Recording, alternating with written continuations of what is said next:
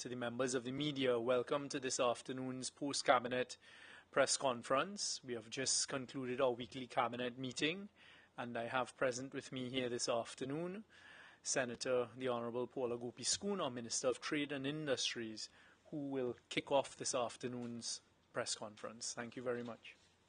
Thank you very much, and good. Perfect. Thank you very much, and good afternoon to the listening and viewing audience, and also to the members of the media here today. I'm so very pleased to announce that Cabinet has just approved what is the implementation of an apprenticeship programme for the non-energy manufacturing sector. This programme is to be implemented by the Ministry of Trade and Industry in conjunction with the Ministry of Ministry of Education, in particular the MIC, Institute of Technology. Other partners that will be involved in the programme are the National Training Agency and also the Trinidad and Tobago Manufacturers Association.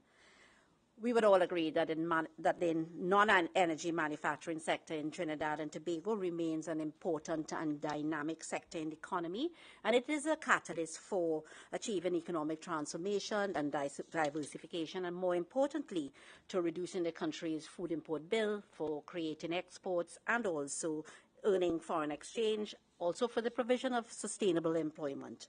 It is the third largest contributor to the country's gross domestic product after services and also after the oil and gas sectors, but contributing 20% to the country's GDP, $30 billion in 2020, and employing close to 52,000 persons.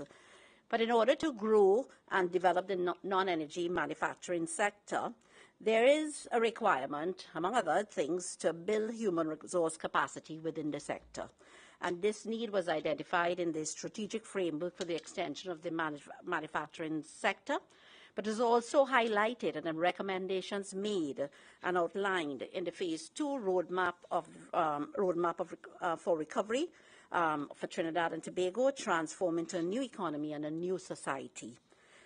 Trinidad and Tobago has had a long history of apprenticeship training, and so we've produced skilled craftsmen and technicians that really have played a pivotal role in our nation's industrial growth, development and sustainability. And the benefits of the previous apprenticeship programs have really been evident in their contribution to the energy sector, also the sugar industry a long time ago, but certainly in, more particularly, I think, the petroleum sector. But coming out of the roadmap, sometime in 2020, the National Training Agency of Trinidad and Tobago would have established what is a Manufacturing Sector Advisory Committee, based on the recommendations outlined again in the roadmap of Trinidad and Tobago. And in February 2021, a working subcommittee from the larger SAC was formed, comprising key stakeholders from the private and public sectors, including the Ministry of Trade and Industry, the Ministry of Education, the Trinidad and Tobago Manufacturers Association, of course including the NTA and of course also MIC. And that subcommittee reviewed most of the technical and vocational education training programs currently available in the country, and recognized that the National Skills Development Program, also known as the Journeyman Program, currently offered by MIC, was closely aligned with some of the requirements of the apprenticeship program for the non-energy manufacturing sector. And MIC was further required to develop what is a hybrid NSDP journeyman program to promote this particular apprenticeship program. And the output of the various stakeholders involved in this exercise was the development of this apprenticeship program for the manufacturing sector. The whole question of accreditation arose, and I will speak to that. The NSDP program, as you know, is a Level 3 Caribbean Vocational Qualification program, which is accredited to by both the Accreditation Council of Trinidad and Tobago and also by the German Chamber of Crafts and Trades in Germany, and it conforms to the German dual model of apprenticeship training. And both of these accreditations are now to be passed on to this new program. The development of the program was also informed by the results of two two labour market surveys. The first one in 2019 being the Labour Market Demand Survey. And the objectives in that survey were to determine the demand and supply of labour, skilled and unskilled, within specified manufacturing subsectors. We drilled down into the various subsectors in both Trinidad and Tobago. And secondly, to provide the numbers and the nature of the vacancies that are existing in each subsector. Also to determine the scope of training provided in the various subsectors, and also to identify the immediate and specific skill set that are required by each subsector. The survey also revealed that existing training programs were only capable of filling vacancies of 50% of the human resource development needs of companies within the manufacturing sector, and companies in the sector also indicated training programs were inadequate in terms of the scope of the curriculum, the content, and the practical exposure. The labour market skills gap and foresighting survey was done in 2021, more recently. And based on the findings of the survey, a series of skills gaps were discovered in the areas of electrical engineers, machine operators, maintenance technicians, line assemblers, line operators, production managers, production line workers, welders and fabricators, electrical and mechanical technicians, electronics and lighting technicians, processors, production workers, manufacturing workers, and warehousing workers, and so on. So this primarily informed the program which we are now speaking of.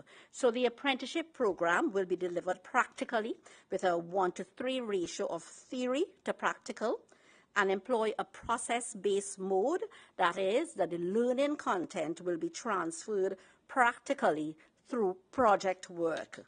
The program will be administered in 2 phases, spanning a 3-year period. Phase 1, where students will be trained across 4 operational areas, including mechanical engineering technology, electronics technology, industrial maintenance technology, and mechatronics. That was a new one for me. So that training will be done in-house at one of MIC's training centres on a full-time basis. In years 2 and 3, which would be the phase 2 of the project, the trainees will be required to choose one of the 4 disciplines for specialization, which I spoke to you about. Trainees will be placed into on-the-job training at an industry partner site and be exposed to the practical, real-world application of the knowledge and practical skills they gained during their first year. So they will spend 4 days a week in the practical scenario in industry, and 1 day per week at the MIC Training Center. So that's in the 2nd and 3rd years, in the 2nd phase. And of course, they will continue to receive their in-house training in their specialized area to complement their on-the-job training. And when I speak about industry partners, I want to say that there are about 120 manufacturers that are already aligned with MIC. But when one looks at the TTMA's membership, there are more than 500 members in the TTMA, and there are many other manufacturers that are not part of the TTMA. So I'm looking at the scope, and we're looking at the scope of the facility and its relevance. And as I speak of relevance, one would ask the question, what is the relevance to the 4th Industrial Revolution, or Industry 4.0 as we know it? And this program will help to prepare the domestic manufacturing sector and Trinidad and Tobago in transition into the 4th Industrial Revolution, especially as we navigate from the COVID-19 pandemic to recovery and resilience. And transitioning to Industry 4.0 requires a transformation of our approach to doing business and the adoption and use of more sophisticated technology, machinery, and equipment. And that's why I speak of the mechatronics. And of course, the building of capacity in human resources to enhance their capabilities and their competencies, therefore improving Trinidad and Tobago's productivity and our overall competitiveness as a country. And this program, therefore, is geared towards facilitating this kind of transformation by producing skilled labour that can perform at higher and at more technical levels within the sector via robust and intensive training predicated on both theory and practice. The entry requirements: to matriculate into the program, applicants will be required to have a foundational knowledge of math mathematics, to be fluent in English, and have some understanding of scientific principles. So let me go. These are the entry requirements that are necessary. In the first case, either a National Craftsman Certificate or equivalent, which is a pre-technician certificate in the relevant area of technical specialization, and these are already offered by MIC, by NESC, and also the UTT. Or at least 3 CSEC or GCE passes or equivalent, ABC or 1, 2, 3 grades, including English, math, technical drawing, mechanical engineering technology, building construction technology, electrical electronics technology, or any of the sciences. And of course, the applicants, this is a youth program, applicants are expected to be within the ages of 17 and 25, right? So this program is a great investment in the young people of Trinidad and Tobago. Let me just go quickly to the cost of the program. We've capped the cost for the 5-year period at $32 million, with an intake, the first cohort of 100 trainees. In the second year, another 100 trainees. In the third year, another 100 trainees, finishing off the 3-year program for each cohort between the 3rd, 4th, and 5th years. So by the end of year 5, we would have trained 300 young persons in this particular field. So the cost, we've capped at $32 million, with the sum of $6 million expendable in the first year, understanding that some of the costs are not attributed per student, per trainee. And the cost will cover things like tuition, your stipend allowance, marketing and promotion, or the PPE gear that will be necessary for these trainees, all the materials and supplies, medical insurance, student support services. There is a stipend, and this makes it a little bit different to the existing journeyman program, in that the stipend is $3,000 per month, and it is going to start from the first month of activity. It's full time. And why we did this in particular is to ensure that persons are able to cover their minimal cost of living. I'm talking about at least their transport to work or to training, and of course the training, and then of course also their food, etc., etc. But it also means that if there are persons at the entry level in a manufacturing organization, they too can be encouraged still to leave their job at the entry level and come into the training program, and then migrate back into the actual work study program.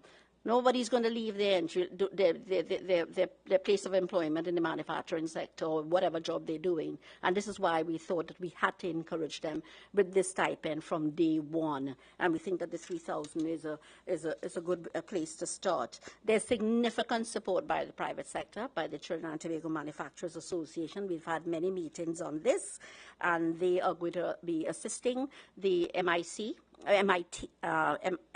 yes, with the recruitment and of course the whole question of coordination between the industrial partners, and of course the placement of graduates into jobs after. We expect to launch this program and we've been very ambitious, in about a month. And at most, I would say 6 weeks to 2 months. There will be continual monitoring and evaluation of this program to ensure that it's working. There will be a full assessment, ongoing assessment of the program with all of the various partners. And let me say that I wish to thank my colleague, Minister of Education, who has been integral to this process. Also to thank MIC and NTA and the technical officers of the Ministry, etc. This program, again, very, very, very important when we're talking about global inflation. The cure to global inflation is production, not just production of food, but production of non-food items, again, to help build the economy, build our exports, etc. And therefore, this program remains fundamental to the growth in our economy as well. Again, there are significant gaps when we look at the entire manufacturing ecosystem. There are gaps that must be closed. It is government's job to do the policy formulation, and of course for the private sector to get going with filling all of these gaps. And you've recognized that we've been doing that so that we can really continue to increase our export levels. When I look at the export levels for the non-energy sector, it's pleasing to see that we've crossed the pre-COVID lowered figures, and that we're now back at 2019 by, we are now at 13.36 billion out of a total export level, energy and non-energy sector, 48 billion. We're now at 13.36 billion, which is 12% from January to December 2020 and 2% from our 2019 figures. So we're continuing with all of those activities, and at this time, as I said, working on filling the gaps, ensuring that we have all of the necessary access to finance, capacity building, access to incentives, market access solutions, creation of spaces, of economic spaces for these manufacturers, new manufacturers to enter, to ensure, again, we close the gaps to all of the manufacturing ecosystem. If I just have a minute to just add that we're very pleased. I'll give you a little progress on the Phoenix Park Industrial Estate, which is nearing completion. We're hoping that we can complete by the end of May, but I see it perhaps stretching another month on account of the work stoppages during COVID, and also on account of the rains which we've had in March, and I don't think anyone had foreseen. But things are progressing with this $680 million RMB project, and with 78 spaces for manufacturing entities. The InvestCT and ETech are working feverishly to fill the parks. We have several Chinese tenants who, well, I wouldn't call them tenants quite yet. We've offered we've made letters of offers to them. There is a luggage manufacturing firm, and there is also sanitary napkins manufacturing firm.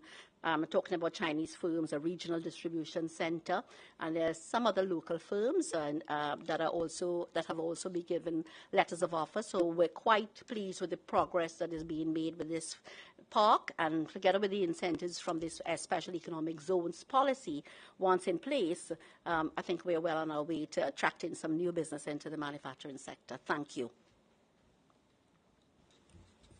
Thank you very much, Minister Gopee-Scoon, and we wish that project well. I am here today to provide an update on the Commission of Enquiry into the tragedy that took place at Paria. There's been, understandably, a lot of interest with respect to where the Commission of Enquiry has reached and the progress that has been made to date, and we thought it apt that I should just come and provide the information that is at hand. But I'd like to start by putting it in context, because there's been a lot of, unfortunately, continuation of misinformation, in particular, unfortunately, once again, by the leader of the opposition, Mrs. Kamala Prasad-Bissessar, who keeps town crying with respect to this Commission of Enquiry. And I'd like to put it in context by giving you all two analogous timelines, because as you would be aware, commissions of inquiry do take some time. So let me start by giving you the timeline of setting up the Coleman Commission of Enquiry, which, as you would recall, was a commission of inquiry into the failure of the Hindu Credit Union, the CLF, CLICO, and that whole group. So a cabinet decision was taken to establish a commission of inquiry, let's call it into the HCU, CLF, and CLICO, on the 30th of September 2010. The 30th of September 2010. That cabinet note did not even acknowledge or set out who the commissioners, or as it turned out to be the sole commissioner, would be. By instrument of appointment, dated the 17th of November 2010, Sir Anthony Coleman was appointed as the sole commissioner. So almost a month, or over a month and a half later, is when the sole commissioner for that Commission of Enquiry was appointed. So Cabinet took the decision on the 30th of September 2010. Coleman was appointed on the 17th of November 2010. The first procedural hearing for that Commission of Enquiry, which is just really coming to the public and saying this is how we intend to conduct the Commission of Enquiry, these are the parties, if there are any procedural objections, etc., took place on the 11th of March 2011, many months later. And then the first evidential hearing of over a year of evidential hearings took place on the 29th of June 2011. I did that just to remind us and to put it into context of how commissions of inquiry go. You all would recall at the outset, and I'll now give you the timeline with respect to the tragic accident that took place with respect to why we've set up this current Commission of Inquiry. It was unfortunately on Friday, the 25th of February, that we first as a nation got news that an accident had taken place at a Paria facility with respect to divers who were employed by LMCS, the 25th of February. On Monday, the 28th of February, I, as Minister of Energy Industries, had a press conference where I announced to the public, after expressing sympathy and hope for the families, announced to the public that we were considering, and I would be asking Cabinet for us to set up an investigative panel under the legislation that governs the Ministry of Energy and Energy Industries to look into this industrial accident. That was on the 28th of February, the Monday after the Friday. It was then on that week, on the Thursday, the 3rd of March, I came at a post-cabinet press conference and announced the composition of a 5-panel investigative committee to look into this tragic accident. And later that day, the 4th diver's body was recovered. So that's the 3rd of March. A week later, and we all know what happened in between, and we all know the mischief that took place in between, and the unfortunate spurious attacks on specific independent people, because it was an independent investigative committee was set up. Cabinet approved on the 10th of March. So 1 week later, and I came here to this press conference, announced a commission of inquiry, and announced who the persons would be for that commission of inquiry. And we also took the precaution as a cabinet at that time to state that the quorum for the commission could very well turn out to be 2 persons. The chairman, and we got Sir Dennis Morrison to accept the chairmanship of this commission of inquiry, and then we have a subsea specialist, Mr. Gregory Wilson, who will be his second commissioner on this commission of inquiry. At the time, we also announced who the counsel to the Commission of Inquiry will be, and of course that is Mr. Ramesh Lawrence Maharaj, Senior Counsel, former Attorney General, and his team of attorneys. That was made on the 10th of March. At the time, we were attempting to get a 3rd panel, a 3rd commissioner to sit on this Commission of Inquiry in the form of an international investigator.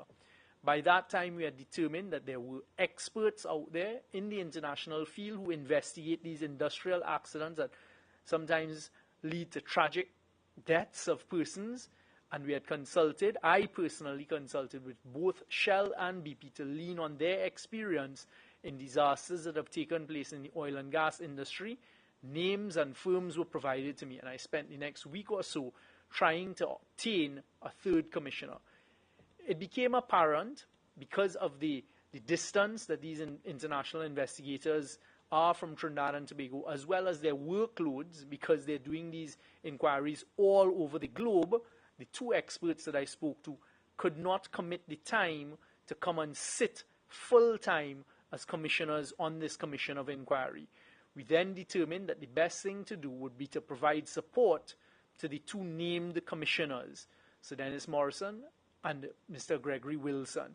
And that is where we are. The Prime Minister himself announced this last week in answer to a question in parliamentary questions, Prime Minister's questions, and he said that there would be two members of the Commission of Inquiry who have already named, and that we would find this international investigative firm to provide the expertise. Again, this is not unusual. My mind is cast back to the UF Commission of Inquiry, where you all would recall UF, who sat as a commissioner, he had the expertise of a quantity surveyor, if I remember correctly, and other persons to assist outside of the council to the Commission of Inquiry.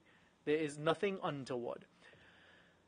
Sir Dennis Morrison, I stood right here and gave you all the long list of his CV, his accomplishments, including sitting as a Court of Appeal judge in a number of jurisdictions. I can now report to the country, having been in contact with Sir Dennis Morrison, as well as Mr. Gregory Wilson, and also counsel to the Commission, Mr. Ramesh Lawrence Maharaj, that we are hoping, Sir Dennis Morrison confirmed with me this morning, but we're trying to firm up the necessaries, that he will be here in Trinidad on the 18th of April which is just a few weeks ago, and he will spend a few days here with his brief being, of course, to be sworn in as a commissioner along with Mr. Wilson, to meet with the counsel to the commission, Mr. Ramesh Lawrence Maharaj and his team. I've had conversations with Mr. Ramesh Lawrence Maharaj and his team, who are already beginning to prepare what needs to be prepared.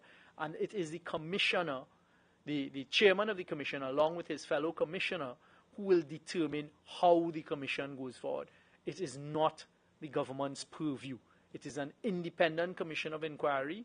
Sir Dennis Morrison will lead it, along with the support of those who have named, and they will set the timetable. I presume the first thing they will do is determine who are to be the various parties to the commission. They will then issue the necessary documentation to them.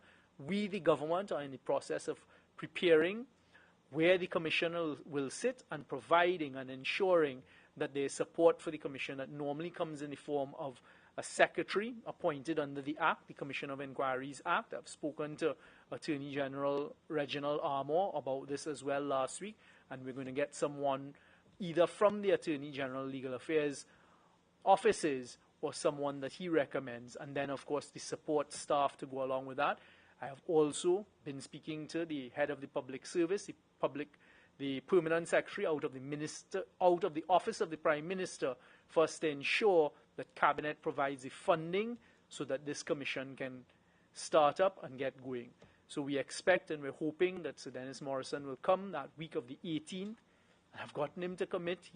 That Sunday is the Easter Sunday, but let's try and get him here on the 18th of April so he will begin his work.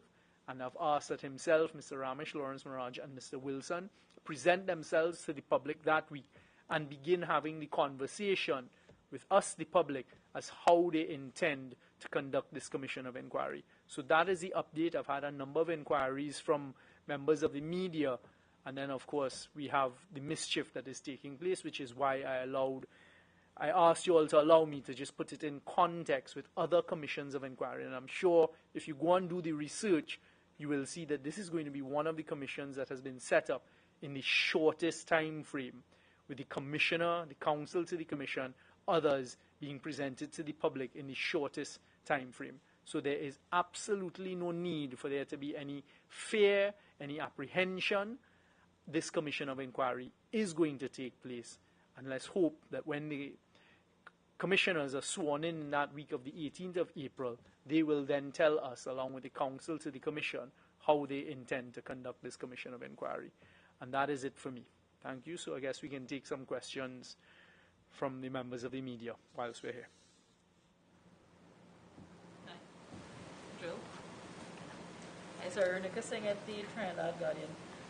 Just so I'm clear, Ramesh Lawrence Maharaj had said that the Cabinet was supposed to provide the terms of reference for the Commission of Inquiry. Is that something that Cabinet has to do, or that QC Morrison will provide it? No, so what has happened, and I had actually, I think, announced it on the 10th of March. I had set out the parameters within which, correct, a whole long list, and then I had said that the Attorney General and myself would then formulate the specific terms of reference for the Commission of Inquiry. That will be done in advance of Mr. Morrison being here, because we are the ones who must determine what it is they're looking into. But there is nothing that is going to be outside of the parameters of what we've already announced previously. Is there, you're saying that Cabinet will approve funding. Is there a budget in mind as to what this could cost? Well, these things, I mean, as I've told you all from the same podium, I mean, I have participated in a number of commissions of inquiry throughout my career, starting with the PRCO Commission. And it is very difficult to determine. So in speaking to the head of the public service last week, he is looking at the historical costs of past commissions. They were going to work up an initial budget, try to keep it within that budget. But I have learned through the passage of time and experience, it is impossible to really predict how a commission of inquiry will go, both in terms of passage of time. For example, the Coleman Commission, my recollection is it went on for well over a year and a half into 2 years. I remember sitting there every day. And also the cost that it would be. And that is one of the things we told the population at the time, why we did not immediately go for a commission of inquiry, because of the cost to the taxpayers. But we've passed that hurdle has been crossed. As soon as we have the initial budget, we will tell the population.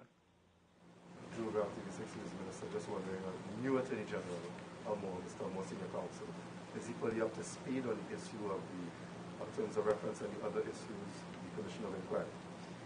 Mr. Armour is a very experienced senior counsel, and working with him for many, many years, and in particular in this new role, it will not take him very long to get up to speed. There's very little to get up to speed with here, because as I said, Cabinet already set out the parameters within which. So really the formulation of the terms of reference is to get it into that sort of legalese language that you all will see very shortly. Have you, as Minister of Energy, on the last occasion I did ask in terms of whether there was any sort of review by the company, Heritage, Paria, sorry, have you had any update in terms of their procedures or any review from the company as to what happened? I have not asked Paria specifically for the provision of that. I did inquire of them and tell them that I expect them to be doing the necessary, and that would include post-mortems, that would include if there were any gaps in the procedures they use. They did give me that assurance. I had follow-up conversations with them to make sure they were conducting that. But with respect to the specifics of exactly what it is they've done and been doing, you'd have to direct that question to them. Presently, the work that would have been done by the divers who unfortunately lost their lives while working at the facility, is any of that kind of work ongoing right now at Paria? At this particular berth that this tragic accident took place, what I do know, and I learned this on the Saturday when I attended, and then of course in the days after, the work had actually been practically completed, right? So you all would remember the hyperbaric chamber that was over. The work had been completed, and they were removing the flanges because they had completed attaching the new piece of pipe, if I can put it as simply as that they had attached to the old. I know at the time Paria took a decision, and I think there was also a statutory authority, it might have been OSH, that told them they were to press pause on any work being done there at the scene. Again, Paria will have to answer you all as to what has happened since. But I know that they did press pause at that time, but the work had been substantially completed. It had started, I think, since January of this year. Go ahead. Well, I was going to bring in the next. You can go straight to Minister Gopee-Scoon if you want, Mr. Douglas. The OWTU has said that the government has almost completely ignored the lone survivor and has not been dealing with the families. Has there been any outreach by the government, any interaction with the families and the survivor? I mean, the OWTU has said a number of things, and I have to smile as I stood there on the last occasion and recounted to you all my previous interaction with the President General of the OWTU. The government at the time, and it's not the government involved in this, there's a company, LMCS, who are their employer. So, for example, you are employed by Guardian Media Limited. So your employer is your first port of call. They then had the entity that had retained LMCS, Paria. I was there on the Saturday when I directed Paria, the Saturday, 26th of February. Please make available to the families what needs to be made available. At the time, there were these firms that provide employee assistance programs, etc. They were there present. Paria has been told to continue to make these things available to the families. At the time, I don't think the families took it up. I am not sure what has happened since, but that is really for their purview. The government at our level doesn't have any real role. If it is that the lone survivor has certain requests, I'm sure he can put it in. But that is really the first port of call must be to your employer and then to the company that was entitled. It's not always the government. In fact, our hand, we may be able to do less than those two companies would be able to do. I would, Minister Gopee-Scoon, I'm thinking about the status of MIC, because there had been a Joint Select Committee report from about 3 years ago, maybe 2.5 or 3 years ago, that really gave the impression that it was kind of just crumbling from within in terms of a severe decline in enrollment figures and in funding. And that actually came after a certain stigmatization of the, I don't want to say, well, of the whole environment there, that it had been largely seen as a kind of place of last resort where kids who got in trouble in school, it had a fairly, some negative connotations at a certain level at least. So I'm wondering, in terms of like this revitalizing it, how much faith and confidence and pressing a reset button and so forth can be done, please. Thank you, and for the opportunity to provide a clarification on that. And I know that there were concerns raised at that particular meeting, and these matters were in fact raised with MIC, Professor Imber in particular. And what particular to this program, which is a journeyman program, there had been a high attrition rate in the first year. And this is a reason why we sought to introduce this stipend. And also there was a program overview by MIC as well to ensure that it in fact meets the demands of what is required for the manufacturing sector. So, you know, every program also that it's out there, most activities that are out there requires a relook ever so often. And I think this gives MIC the opportunity to really repurpose and come out very strongly with a program that will be identified with the growth of the manufacturing sector and of the economy. So I have we had several meetings with MIC and the NTA, and one of the reasons why we also wanted to use the journeyman program was because of accreditation. Had we started something entirely new, we would have to go through the entire accreditation process. But here we are able to build on both accreditation accreditations that we have under the German model and also with the Accreditation Council of Trinidad and Tobago. I have no doubt in my mind that every effort will be made to ensure that this program is suitable for the kind of qualified trainee that we want to get out into the workplace. I'm very glad to have the opportunity to speak again because I wanted to clarify something about the stipend. In the first year, government will in fact pay the entire stipend of $3,000. In the second year, however, government would pay 75% of the stipend with the manufacturer, the particular entity, the manufacturer to whom that trainee is assigned, paying 25%, and the third year it's going to be 50-50. And that has been agreed on by the TTMA and their membership as well. But we expect the best out of MIC, and I don't know that it may have been exaggerated. I don't know that MIC has fallen out of favor at all. It is a well-respected organization and that have produced numerous craftsmen and technicians, and we're very pleased to revitalize this at I think it's the level 3 to be able to supply the manufacturing sector with the necessary skills that are needed at this time.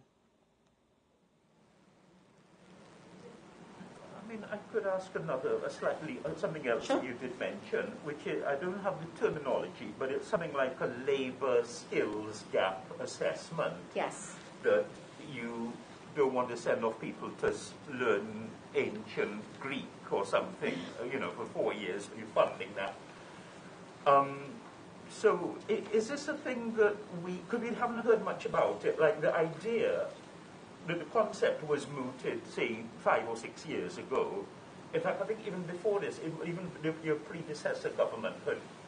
But we don't hear like a regular thing, well, every year there's not really a regular report. Well, we'd advise students to go into the sciences or to not, And so could you I'm so happy to report, and again, that historically this government has always supported the necessary training, and I said it before earlier when I spoke, the necessary training that is necessary to get into it was long days ago, the sugar industry, and then the energy sector, and in particular the petroleum sector.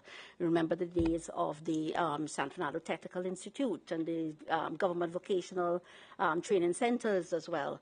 And even more recently in the energy sector, and Minister Young can speak to the mentorship, the very successful mentorship program that is ongoing in the Ministry of Energy and Energy Industries. And I think many of us in the other ministries want to really replicate the success of that particular program. But in the technical area, if we are going to expand the manufacturing sector to the levels, I mean, we speak about diversification all the time. If we're going to see the kinds of levels we want, we must have the technical capacity for entry into those that particular sector and industries. And I think the way to do it and to inform what was needed was to do those labor market surveys. As I said, we did one in 2019, and in 2021 we were specific, guided by the earlier one, to understand really where is the gap and how can we fill the gap, how that gap can be filled. And I think it was the right approach on which to base a program where government is going to spend a considerable amount of funds. Minister of Energy. Thank you very much, Minister Gopee-Scoon. So the answer to that question, in addition to what Minister Gopee-Scoon has said, is the Ministry of Planning and Development is constantly, on an annual basis, doing an assessment, for example, of where we see down the road there will be a need for a particular skill set, and that feeds directly into the scholarship programs. And for example, when foreign governments approach the government to offer certain scholarships, we try to align it with the needs of the country, and from that level go down. We continuously do this assessment. So Minister Gopee-Scoon, as she's told you about this program she's launching here today, or informing us of today, I can tell you as well, currently before us for discussion and is at FNGP, is something to do with steel pan. And Minister Gopee-Scoon had brought a note to deal with steel pan. And when it came to Cabinet, we said, well, hold on, why don't we expand this, for example, to encourage the teaching of tuning? So these things are currently constantly going on. The mentorship program that Minister Gopee-Scoon mentioned, which we were supposed to give a quick update on today, is something that we piloted at the Ministry of Energy, Energy Industries, the brainchild of the Prime Minister and former Minister of Energy, Minister Khan, implemented it, where we took on the first cadre of mentees at the Ministry of Energy with first-class honours, about 30 to 35 students, and they have been working their way through. In addition to doing specific jobs in the ministry, they have also been getting experience. Part of it is to get experience outside at some of the oil and gas companies. This has gone very successfully. We're going to extend it, and we are also now, the Prime Minister has directed that it be outside of the Ministry of Energy as well, and Energy Industries, where we look for students who have attained, and this is out of a tertiary level education. So, for example, Minister Sinanan at Works and Transport has asked, let us go and pull in some engineers, recently qualified engineers for the Ministry of Works. There's some other areas through government that we will be launching the second phase and taking in of these mentees into mentorship programs at various ministries. And we're looking for the young people who have completed their degrees and they can go into specific areas. So as soon as we're ready with that, I'm sure we will be telling you more. But what I can say, as the Minister of Energy, I'm very proud at the young people at the ministry who are learning well from the more experienced ones, and I'm actually seeing them rise up into some leadership programs and positions, and I'm also seeing them go off to other institutions around the world, which is a taste of success. For the Minister of Gopee-Scoon, Trinidadian manufacturers in Guyana, they were complaining that non-tariff barriers were making it hard for them to import agricultural products, and they were asking if there was something that political directorate can get involved to help kind of ease the hurdles that they're facing. Is that something that has been brought to your attention? I read it actually, but I have been speaking with Ramesh Ramdeen, Dr. Ramdeen, who is the head of the delegates that have gone to Guyana, 27 companies, 40 persons, and they've been having meetings together with the Guyana Manufacturers Association, and very successful business-to-business meetings. In addition to the goods which we want to have sent, the extra goods which we want to have exported to Guyana, I understand that Bpo's market Marketing, and there may be one or two others, have in fact contracted to bring some Guyanese products into Trinidad and Tobago. And really it has to be a win-win across for both countries. With regard to the barriers to trade, and this happens from time to time, so the issue was raised with regard to a specific agricultural product, and I think what was required now, I will take up that and liaise with our minister who has responsibility for agriculture, lands and fisheries, speak with our counterparts and establish clearly what is needed and move with speed to understand where the impediment is. It might be something that is absolutely correct, maybe for some kind of SPS measure, sanitary, phytosanitary measure or so. You don't know, let's find out. And I'll tell you, with regard to Jamaica, we are soon to finalize a mechanism to deal with trade disputes, these trade barriers between the two countries. We are at this time looking at the memo, and we hope that I can take this to Cabinet pretty soon, but we have actually worked on all of the mechanisms that are needed to resolve any disputes with regard to barriers to trade between Jamaica and Trinidad. So that's one that we're looking forward to doing to ensure that we can really expand our trade in goods to Jamaica and vice versa. And we expect to be able to come to the population with that perhaps for a sign-in before the end of May. And perhaps it's something that we have to look at because Guyana is our second largest market within CARICOM, very important market to us, and so we can actually look at the same mechanism and build on it for Guyana and the rest of the OECS territories and so on. Speaking about Guyana, Minister, this one to you. Given the length of time over the years, Trinidad and Tobago's history in oil and natural gas and the downstream, midstream industries and so on, have there been any government-to-government discussions between Trinidad and Tobago and Guyana on the issue of oil and gas, given the present oil and natural gas boom that Guyana is now beginning to experience? The answer is yes. You would recall in our previous term, there was a signing of a memorandum of understanding or a memorandum of agreement between the respective ministers of energy, Minister Khan and his counterpart in Guyana, and I know there were conversations ongoing. We keep in touch. I was recently at the World Petroleum Congress in Houston in December. Had conversation with the minister from Guyana who was there. We always hold out that we are available to assist in whatever way we can. We do have significant interest that is recognized around the world in oil and gas and the service industry, etc. When the Prime Minister and I were at the GECF recently in Doha, Qatar, we had a number of our African brother and sister countries coming to us, and we had bilateral meetings with them, Mozambique, Equatorial Guinea, Nigeria, for them asking for assistance in terms of how we could assist them with their growing gas industries and getting over the hurdles that we experienced some time ago. So Trinidad and Tobago, Guyana, Suriname, I've had conversations with them. We remain available to assist. Just last week I was reading the report from a team that went from the NGC group down to Guyana recently, met with the government down there at the highest levels, and they're exploring in what ways they may be able to assist. I know that the recent press conference you did mention you had planned to go to Washington to hold talks, specific talks. Did that trip occur, or what was? I went to Washington a couple weeks ago, to my recollection. So I did go to Washington, participated at the Latin American Energy Forum, as well as a Pan-African Summit of energy ministers and others in the industry. Use the opportunity as well to be having conversations that can further Trinidad and Tobago's interest. But it was very important for us to be at that conference because it introduced into the conversation, look, natural gas is here to stay. Natural gas is going to be here for decades. It's not going to be a flick of a switch to renewables.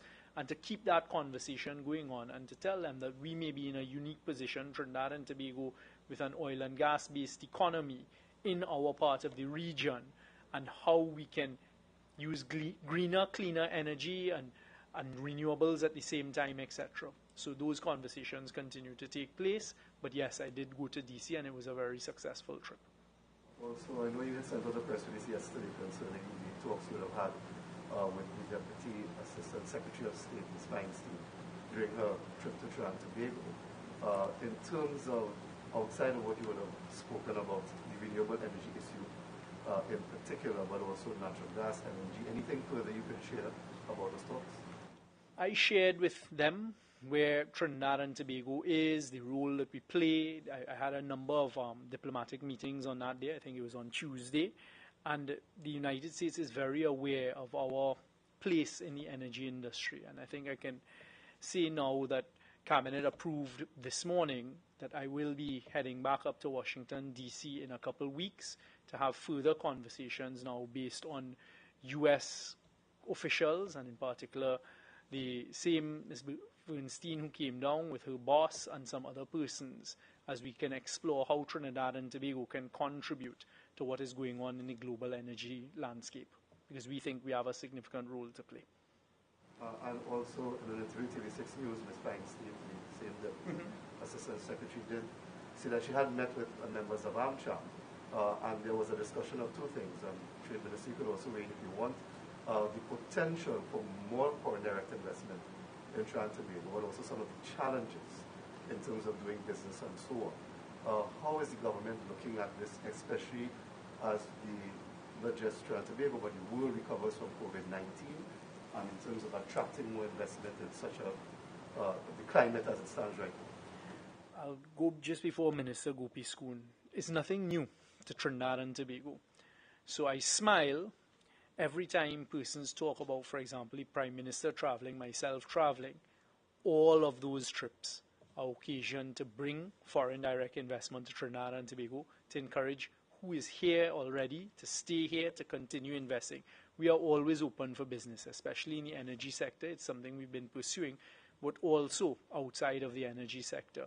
So what I can say is all of those trips, whether it be to upstream companies, downstream, midstream companies, it is always to progress and make sure that more money is invested here in Trinidad and Tobago.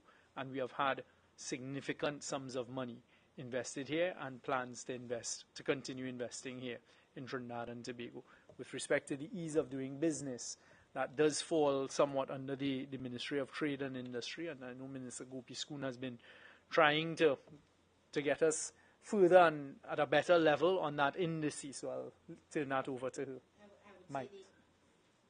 Thank you very much. And I always say that the ease of doing business is everybody's business, right? Because I think the connotation in most people's minds are, for instance, as soon as I enter Trinidad and Tobago, if I see a long line, the ease of doing business isn't working. And I think that's how the population thinks. But with regard to trading matters, this is where our energies in the Ministry of Trade and Industry are directed. And we continue to work on a number of large projects. We've just almost completed our project, which we have done in conjunction with the Ministry of Planning and Development for their use. And this is the construction permitting process, which has now gone to Tobago. And so that's widening, and to the point where no one, I think, will soon be allowed to enter a paper document. So that's a very large one. There are several others that we're working on. At the cabinet level, we're looking right now at the port community system, which we had been working on for a long time. However, the tendering process took us quite a bit, and because of the circumstances, there was a need for us to go out and retender. But that port community system is very important to the whole improvement in the trading in Trinidad and Tobago, in the trading environment, and therefore we're hoping to complete that exercise at Cabinet and to get that project going.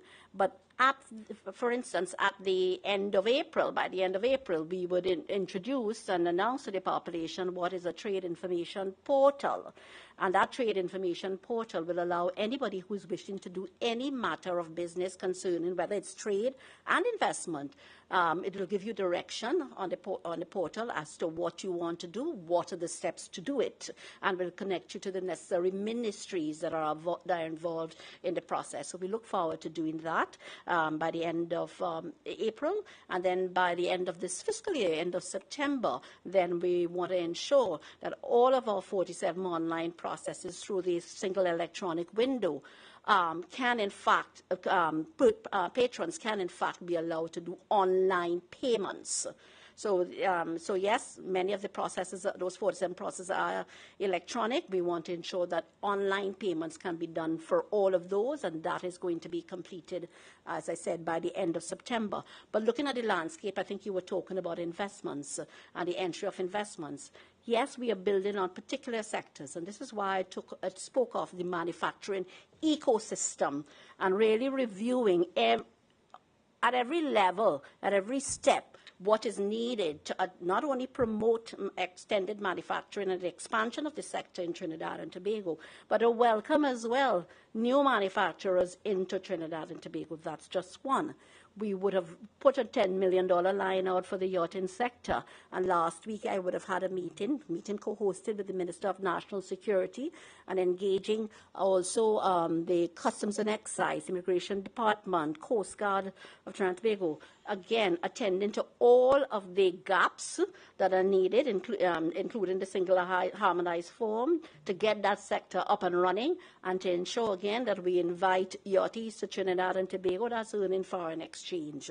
We looked at the Bpo sector, which is an expanding sector in Trinidad and Tobago. And only about a week or 10 days ago, the press would have been invited as well to the opening of the third location for ICO, and bringing our seats or the persons employed in ICO up to 2,000, from 1,200 to 2,000 young entrants into that particular sector. We're very pleased about that. Next week, we are going to have another press conference. We have another entrant. And I'm not going to say too much, but the company is called Teleperformance. They are the largest BPO player in that industry worldwide, and Teleperformance will in fact be entering our market, and they hope within 1 year to employ something like 1,300 young people. I stood outside of ICO, and ever so often, depending on the shifts, I could see droves of young people entering, and young persons are always saying, I finished my CSEC, etc. How do I get out into the market? How do I fill my CV and so on? It's such a good entry point, and through the BPO industry, to easily get into a particular sector that will help them to enhance their CVs and so on. So we are looking at all of these particular industries so that we can invite entrants and investments into those industries. At this time also, there is, I know, Ministry of Works and Transport, and we've also worked with them through the single electronic window, is looking at a study on the maritime sector, again, understanding where all of the opportunities are in the marine sector, looking at where all of the maritime sector, where all of these opportunities are within the maritime sector, and what Trinidad and Tobago has to do to ensure that these sectors come alive. And I know that Minister of Tourism is doing the very same thing with tourism and culture. Again, opening the way for investments in our exciting Trinidad and Tobago, and for which I know there are several attributes why anyone would want to invest in Trinidad and Tobago. This comes at a time when the globe would be rebounding from the COVID activities over the 2 years, and let's hope that this impasse or this war between Russia and Ukraine comes to an end sooner rather than later, so that the world can get on with rebuilding their economies. Yeah, thank you. Okay, members of the media, thank you all very much for attending this afternoon and for your questions. Please stay safe out there. Thank you. Thank you very much.